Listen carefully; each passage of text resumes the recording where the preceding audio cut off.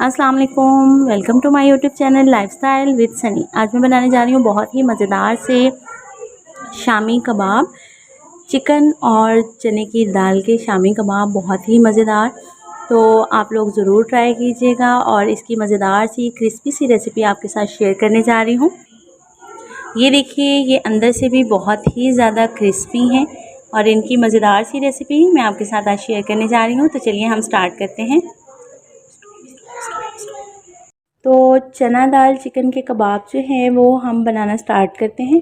यहाँ पर मैंने तकरीबन आधा किलो दाल ले ली थी और उसे तकरीबन आधा घंटा हो गया है मैंने भिगो कर रख दी थी ताकि ये थोड़ी सी फूल जाए।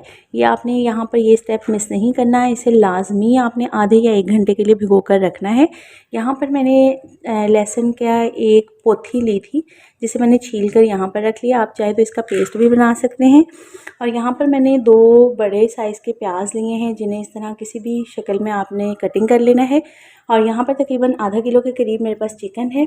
तो ये मेरे पास फ्रीज़ हुआ हुआ था, इसलिए इसकी बोटियाँ जो है वो थोड़ी देर में मैं मेल्ट कर लेती हूँ सेपरेट करके।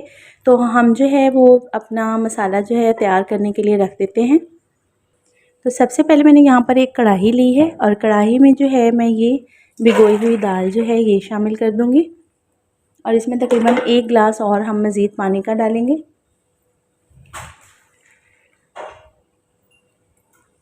ये बस इतना पानी होना चाहिए कि जिसमें दाल अच्छे से डिप हो जाए।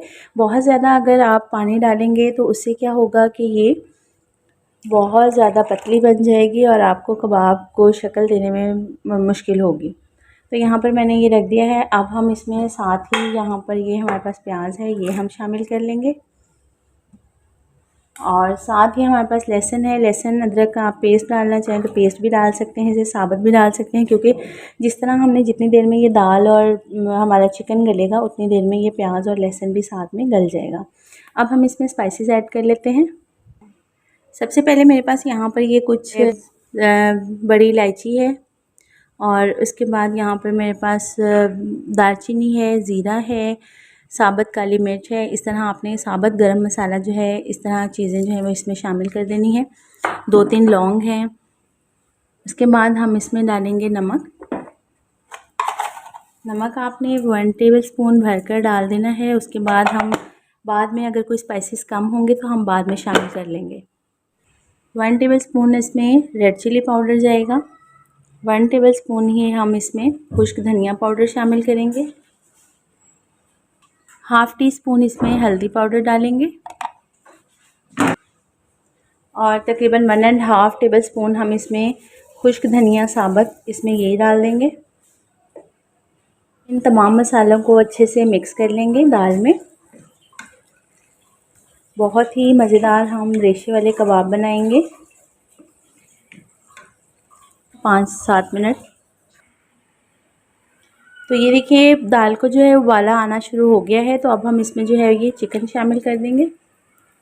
तो आपने इसे जो है वो कवर करके तकरीबन 15 से 20 मिनट के लिए रख देना है। इसमें मुझे पानी थोड़ा सा कम लग रहा है तो हम 1 गिलास पानी इसमें मज़ीद शामिल कर देंगे। तो ये देखिए मैंने यहाँ पर जो है वो 1 गिलास पानी का मज़ीद शामिल कर दिया है और अब हम इसे कवर करके तकरीबन 10 से 15 मिनट के लिए कवर करके रख देंगे। तो ये देखिए पानी जो है वो बॉयल होना स्टार्ट हो गया है और ये काफ़ी तकरीबन आधा घंटा इसी तरह पकती रही है। अब हमने ये पानी ड्राई कर लेना है क्योंकि हमारा चिकन और दाल दोनों जो हैं वो अच्छे तरीके से बॉयल हो चुके हैं। अब ये पानी आपने बिल्कुल ड्राई कर लेना है, पानी इसमें ज़्यादा नहीं होना चाहिए। ये हमारा मसाला जो है वो बिल्कुल ड्राई हो गया है। आपने इस तरह से इसे ड्राई कर लेना है। अगर आपने बोनलेस चिकन डाला है तो ठीक है, अदरवाइज़ अगर आपने हड्डी वाला चिकन डाला है तो आप इसमें से जो है ये देखिए अब हड्डी के ऊपर से सारा चिकन रिमूव हो गया है। आप इसके ऊपर से जो है वो सारा मटेरियल अलहदा कर लें। तो अभी इसे थोड़ी देर के लिए ठंडा होने देते हैं क्योंकि ये देखिए के लिए रख देते हैं।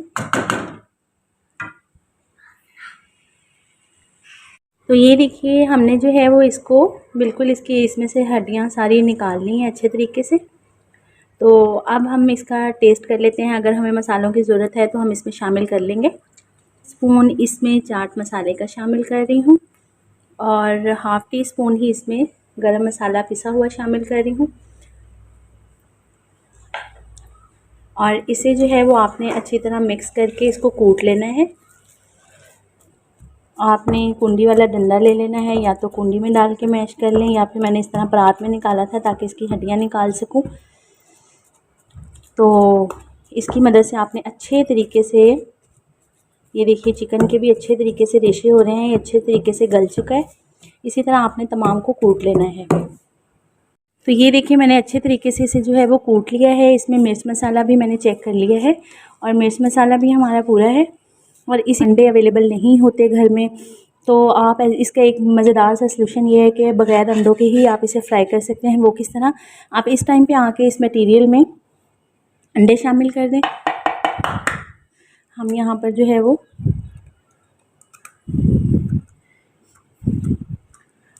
इसमें फ़िलहाल मैं एक अंडा डालूँगी, फिर उसके बाद हम चेक कर लेंगे कि इसको मज़ीद जो है वो ज़रूरत है, ताकि ये आपने देखना है मटेरियल बहुत ज़्यादा पतला ना हो जाए। मैं इसे एक बोल में ट्रांसफ़र कर देती हूँ और उसके बाद हम इसकी टिक्कियाँ बनाकर फ्रीज़ कर लेंगे।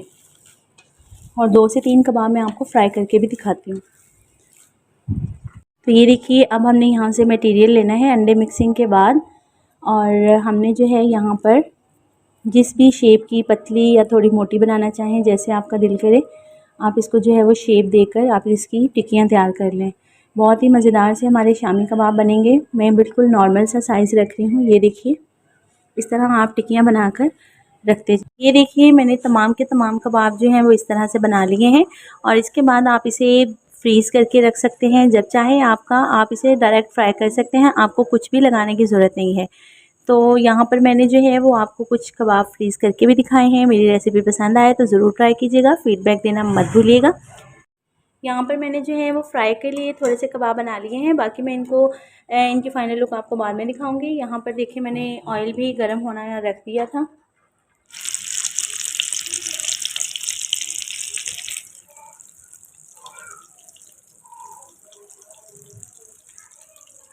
देखिए जब इनका कलर इस तरह से गोल्डन ब्राउन हो जाए तो आप इन्हें डिश आउट कर लें। यहाँ पर मैंने एक आपको डिश आउट करके दिखा दिया है, इसकी फ़ाइनल लुक चेक करवा दी है। तो चलिए अब हम बाकी की टिक्कियाँ भी तैयार कर लेते हैं। मिलते हैं इसी तरह की मज़ेदार सी यूनिक रेसिपी के साथ नेक्स्ट वीडियो में। तब तक के लिए इजाज़त, अल्लाह हाफ़िज़।